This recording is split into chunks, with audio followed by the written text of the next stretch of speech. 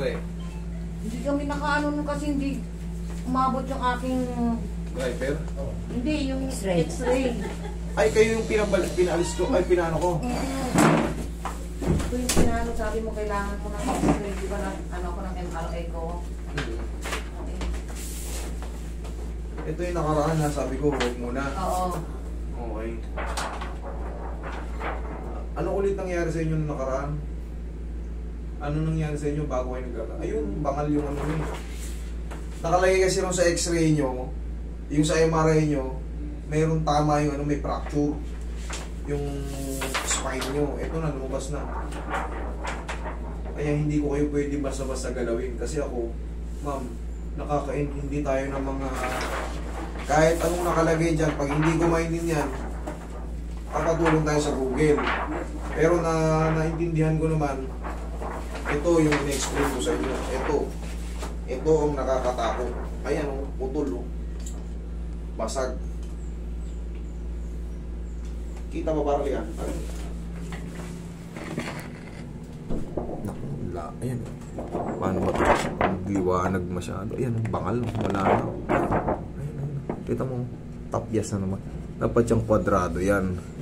Ngayon kay mami, ano ng ilaw, dapat to. No? Nakapag ano. Ayan o. Pansin nyo ba? Ayan o. Parang sapatos na siya. Pero dito sa mata, sa cellphone kasi medyo ano eh. Pero kahit pa paano naaninag nyo. Ayan o, mami o. Kita nyo? O, naaninag nyo. Parang sapat. Dapat yan, lahat yan ganyan. Kita nyo? Oo, yun nga sabi nga eh. Ayan o. Ayun nga, yan o. Masyado naman ang may mata, ano. Ano na o? Malaki na yung awang. Oo. Hindi awang. Ano? Crack. Bangal. Bangal siya yan. Dapat ganito. Ayan, di ba nakita nyo, kwadradong-kwadrado. Tingnan nyo to kung kwadrado pa. Oh. Ano yung tsura? Parang sapatos na maliit na. Oh, ayan o, putol o. Ayan o. Oh. Tingnan nyo. Yun o ngayon, kaya hindi ko kayo pwedeng galawin. Ang gagawin nyo dyan, i-brace kayo. Mag-wheelchair kayo, patatagalin lang yan. Vitamin sa bones, vitamin sa bones, vitamin sa bones. Okay. Ayan o, traumatic arthritis, discitis. Traumatic arthritis ang tumama. Hindi siya talaga yung ano, napudpud siya. Rule out POTS disease. Hindi siya ano, hindi ka pwedeng ano. Spine kasi yan. Once na magkamali ako dyan, maaari kayong mag-collapse na ngayon. Yes po, yun ang totoo. Direct to the brain yan, yung spine. Hindi yan pwede basta-basta pihitin. Kasi ito, pag lumusot ito, dapat ipinaliwanag sa inyo to. Anong pagkasabi sa inyo? Wala sinabi. Sa X-ray? Ganito, i-advise ganyan, ma'am, huwag kayong lalapit sa mga bone setting, huwag sa mga magigilot. Ganyan ang i-advise ng pangkaraniwan. Paglabasa. Pero kung inabot lang sa inyo, walang discussion, wala. Siyempre, hindi nyo na. Ngayon, ipa-read nyo to. Kung may, pumunta kayo ng ortho, ipabasa nyo. Kung may kakilala kayong nurse doon, magpagabay kayo sino ba yung ortho-doctor. Kasi mas magiging safe kayo pag bibrisan lang kayo, tapos si wheelchair na lang muna kayo. Pagugulangin lang yan, ititake lang ng vitamin sa bones. Binigyan nga ako ng vitamin sa bones eh. Kailangan po eh. Yun po ang kailangan. Pag yan pinakialaman ko, siyempre, nobody's perfect. Pag sumablay ako dyan, magkukulaps po kayo, maiipit yung ano nyo. Yung tinatawag na... Kaya minsan parang... Abot na yan, hanggang sa utak. Umaano yung ugat ko dito, parang sabi ko, kaya pag ano minsan, pag nakahiga Kasi ako... pag nagko-compression, kahit sariling kilos nyo lang... Oo. Oh. Hindi dito yung parang ugat. Kaya ginagawa ko, dahan-dahan akong pumit. Kasi pag binigla ako, baka mamaya... Magkukulaps kayo. Oo, kaya nga... Pag may ipit yun. Pag bumigay kasi to, pag bumigay to, nakikita nyo po ba? Ayan o. Putol na po kasi siya, pangal na. Ang tawag nila dito, ayan, traumatic arthritis. Ano ba ibig sabihin ng traumatic arthritis? Malalim yan. Pero siyempre, may traumang inabot. Pasisimplihan lang natin. Hindi naman Ngayon, actually, bibihira yung ganyan. Ang nakalagay dyan, madalas, osteoarthritis, osteodegenerative change. Pero pag yan tinlagay, traumatic arthritis, ibig sabihin na damage sa yung buto nyo. Yun yung pinakasimpleng ano dyan. Yan po, wala na. Tapos yung kasunod, itsura niya, gapok na gapok. Dapat yan may mga space na ganito. Tapos ang itsura niya, pag ganyan, kwadrado. Ngayon, pag itinula ko yan, magka-crushing yan dito. Tapos ito, syempre, lilihis ito. Kasi, wala na yung masasapinan niya. Wala na Kumbaga, papapitan. yes, wala po yung ano. Pero nga ano, para ma-visualize nung sa camera. Ganito nangyari kay nanay. Para mapaliwanag ko ng maayos. Base dyan sa x-ray. Sige, reviewin nyo na yun.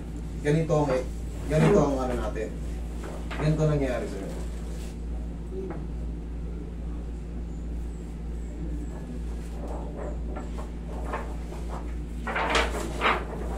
Dapat ang mga disc ganyan. Ngayon, ito sa'yo, dapat yan may space. Yan, space. Space yan. Yan, tama yan, may space yan. Ngayon dito, gumanyan na. Yan, wala nang space. Tapos, ganyan. Tapos yung kabila, may space. Ganyan na yan. Siya dito. Ganyan, dumikit tapos basag. Ganito po. Base dyan sa nakikita. Dapat dyan, yan, nilagyan ko ng space. Tapos ganyan. Yung isa, wala nang space. Tapos, Basag pa. basag. Tapos yung kasunod, may space. Sobrang luwang. Hindi rin kasi healthy yung sobrang luwang. Dapat kasi magtutugma rin siya sa kabila. Ganyan po ang nangyari sa inyo. Ngayon, pag kinrushing ko yan, okay, inalahin ko yan, maaari pong bumigay yung mga... Kasi, traumatic arthritis yan, marupok na talaga yung mga edge. Maaring mga, pag nag-ano yan, naggalaw kayo, maaring mag-collapse kayo. Sa pag bumili ba ako ng brace, o okay pa. Yes Tapos, po. iinom na yung... Vitamins sa bones. Oo, galing. Alam nyo magiging ano yan, mananatili kayong still. Mapapanatili tayong buhay. Kasi, eto, pag pinakialaman to, malaki ang chance na mag-collapse kayo. Malaking chance. Bakit? Direct to the brain po yan. Ito po, yung ano na yan, yung nandito, yung kasunod niyan dito sa central canal, direct to the brain po yan. Ngayon, pag nag-crashing to, uusog yun dito sa sinatawag nating spinous process. Pag may joint yan na ano, baka may arthritis din, baka hindi makabalik. Tutukod po yan dyan. Pag tukod yan dyan, mawawalan kayo ng ano, maaari kayo mag-collapse pag malakas yung pagkatukod niya.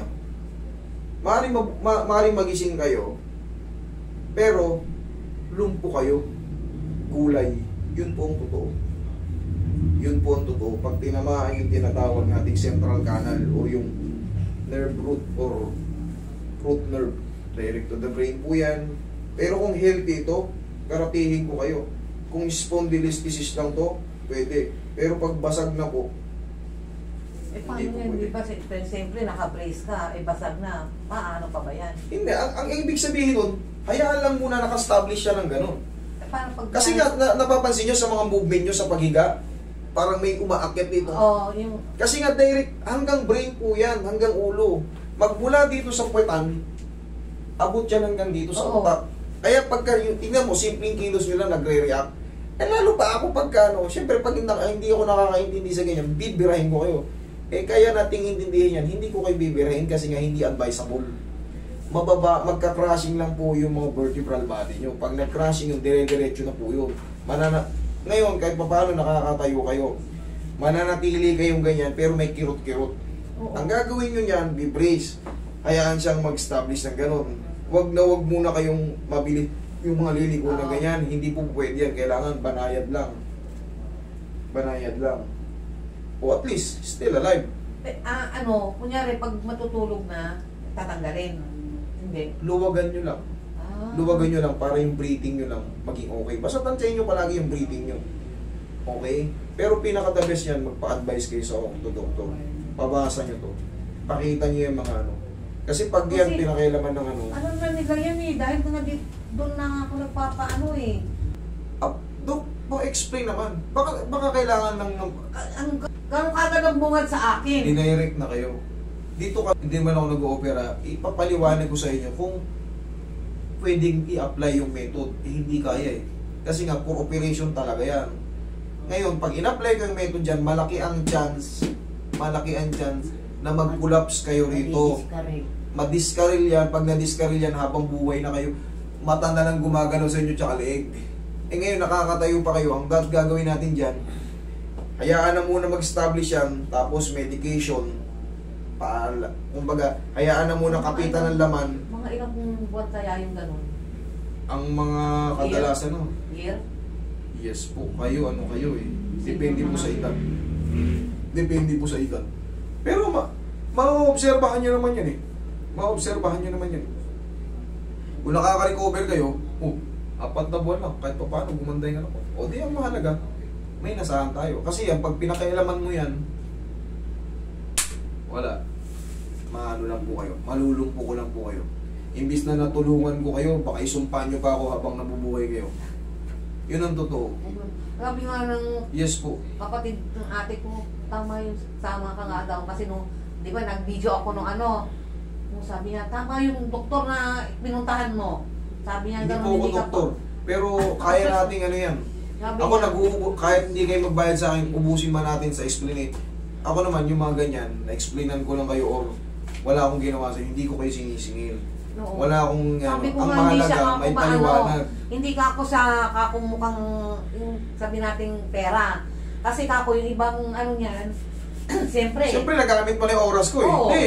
Pinagsinil ko ba kayo nung nakaraan? Hindi. Oo. Kaya nga sabi nga na ate ko, paano yung ano na Hindi yung ko naman pinuntahan kailangan mo? yun eh. Ang mahalaga, Oo. lalabas kayo safe. Kumbaga, ang mahalaga, siyempre, nadagdagan mo, alam ang dagdagan mo pa yung pasakit sa ano nyo. Hindi na. Doon na tayo sa ano. Kahit yung... Nakatagal nga ako anak ngayon na nakaupo. Kasi siguro, mas lumalakas ang loob nyo kung nakakausap nyo ako. Siguro ba? Oo. Yun lang, i-brace natin. Malaki pa ang chance na ano. Kaysa malumpo ko kayo. Saan kaya yung nakakapit? Punta. Thank you na. Samantala, nakakatayo pa tayo still alive. Enjoy life. Thank you na. Thank you.